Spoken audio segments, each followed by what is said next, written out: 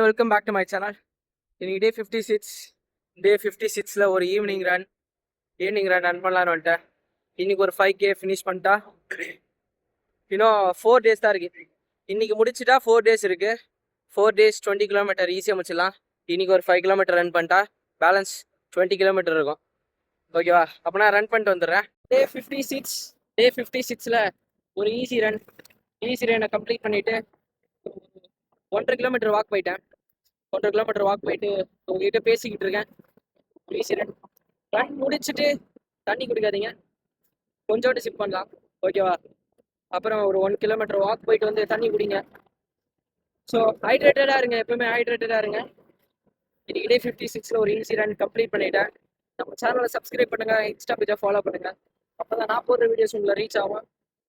நான் running tips அப்போ தான் வரும் உங்களுக்கு. ஓகேவா? பாய். உங்களை டே 57ல் ஒரு 5K ரன்னோட பார்க்குறேன். பாய்.